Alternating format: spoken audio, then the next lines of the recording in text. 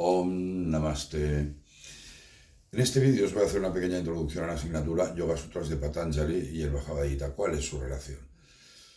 En el mundo del yoga son mucho más conocidas las Yoga Sutras de Patanjali que el Bhagavad Gita. ¿Por qué? Primero y más importante, el Bhagavad Gita es considerado como un libro revelado por Vishnu, encarnado en Krishna, la consumación del conocimiento, para restablecer el Dharma a Arjuna y a través de él para toda la humanidad. Es decir, es considerado un libro sagrado. Patanjali fue un hombre, uno de los grandes sabios rishis swamis de la humanidad, pero fue un hombre. Krishna fue una encarnación de Vishnu. Esto es importante. Y no olvidéis que todos los capítulos del yoga, del Gita, empiezan por el yoga de la acción, de la renuncia a la acción, el yoga del conocimiento, el yoga de la liberación, en fin. Los 18 capítulos del Gita empiezan por la palabra yoga. Y en el Gita creo que está meridianamente claro que el yoga es la unión de tu Atman, de tu alma, de tu parte infinita, con la realidad absoluta, sea como le llames. Si Brahman o Cristo o Dios o como quieras llamarle. Segundo, el Gita fue compilado por Vyasa, mucho antes que la obra de Patanjali, 200, 300, 400 años, muy bien. En el tema de las fechas sabes que hay mucha variación de opinión. En las 8 etapas del Yoga Sutra de Patanjali, centrado en el Raja Yoga, ya sugiere la práctica de 5 ejercicios éticos. Por ejemplo, ahimsa, veracidad, no robar, vida pura y no codiciar. Todos ellos, están ampliamente recogidos en varios capítulos del Gita. Y bajo mi punto de vista, mucho mejor explicados.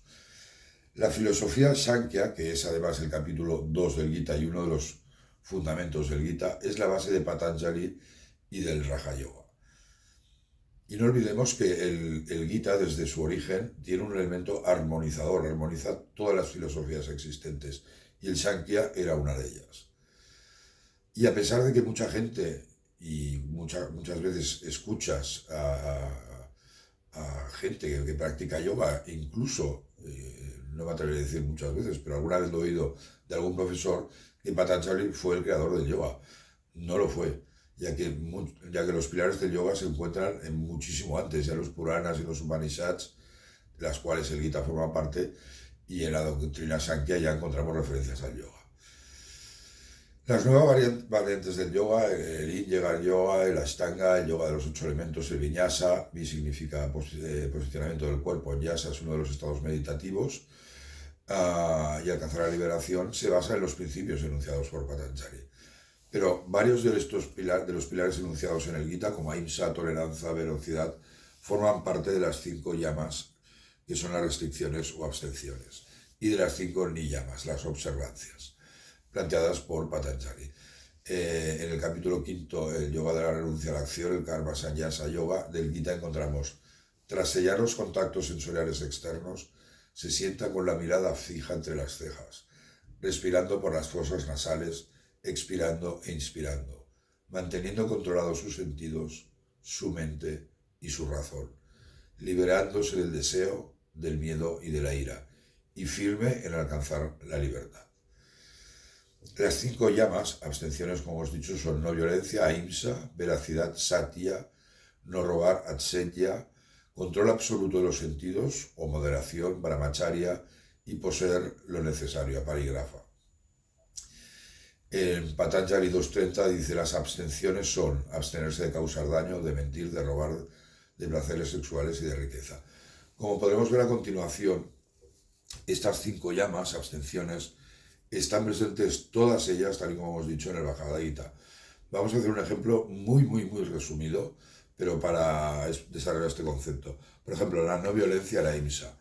En el capítulo 12 del Gita, en el verso de los versos 7 a 11, Krishna dice a Arjuna: la no violencia, ahimsa, liberarse del orgullo y del egoísmo, y del apego, el perdón y la rectitud, la inquebrantable devoción hacia mí por el yoga.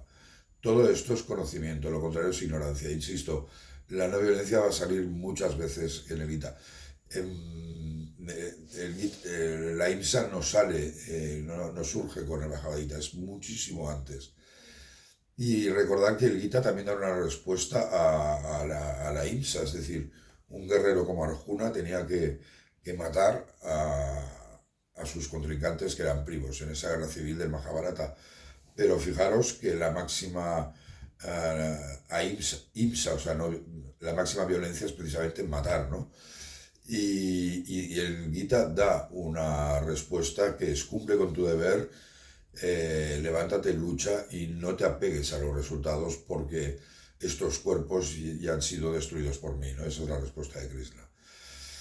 En todo caso, en Patanjali 2.35 leemos: cuando la abstención de ocasionar daño se establece en el yogi, con firmeza se abandona toda hostilidad en su presencia. En cuanto a no robar, a Sella, os leo una frase del Gita: atrapados en una red de miles de esperanzas, esclavos del deseo y de la ira, hablan ilegítimamente amasando riquezas solo para satisfacer sus ansias. Y en Patanjali 2.37 encontramos: cuando la abstención de robar se establece en el yoga y con firmeza, surgen de él toda clase de riquezas. A mí me cuesta mucho más entender a Patanjali que los mensajes del Gita, ¿no? Y os lo digo de todo corazón. Otro ejemplo en la paligrafa, ¿no? Poseer lo necesario. Eh, donde el pensamiento frenado por la práctica del yoga cesa por completo, donde un hombre se siente contento en su interior, es Atman contemplando a Atman. En ese caso, el hombre que ya está realizado con Atman poco va a necesitar, ¿no? En Patanjali 2.39 leemos: el establecimiento firme en la parigrafa tiene como consecuencia el pleno conocimiento del porqué y para qué de nuestra propia existencia.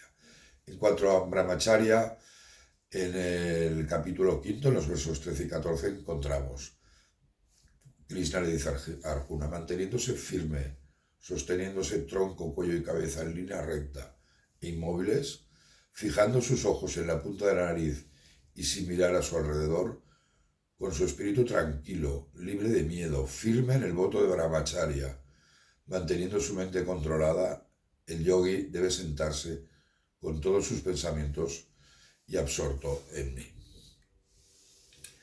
Hay otro verso que os leo en el capítulo 16, el versículo número 8, y dice: sin verdad, sin fundamento, sin Dios, es el universo, dicen, nacido de la unión de los sexos, impulsada por nada más que el deseo.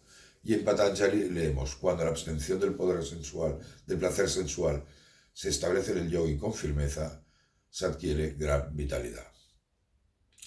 Es decir, 3 de estas llamas provienen directamente de Ahimsa. La tercera obligación, Asteya, no robar, surge de Ahimsa en pensamientos y acciones. ¿Cómo un pensamiento no violento puede generar un robo? La quinta, parigrafa, no posesión, es consecuencia de Ahimsa, un pensamiento controlado todos los deseos. La cuarta, Brahmacharya, quizás sea la única que no necesariamente surja de Ahimsa, aunque sin Ahimsa no pueda existir Brahmacharya, como decía Gandhi. Para Swamis Krishnananda decía en unas reflexiones sobre Ahimsa y Brahmacharya: es esencial que tengamos en cuenta a los demás, porque también son personas. Esta es la verdadera filosofía Ahimsa, que los demás son como yo. En cuanto a las niyamas, la pureza, la satisfacción, la austeridad, el autoconocimiento y la entrega a Dios, que en el Patanjali 2.32 leemos: las observaciones son limpieza, satisfacción, ascetismo, estudio de sí mismo y devoción al Ser Supremo. Igualmente, todas estas niyamas están también muy definidas en el Gita. No vamos a analizarlo porque si no necesitaríamos horas de vídeo, ¿no? Pero la gran pregunta entonces: ¿por qué en el mundo del yoga occidental prácticamente la gente solo conoce a Patanjali y no al Gita?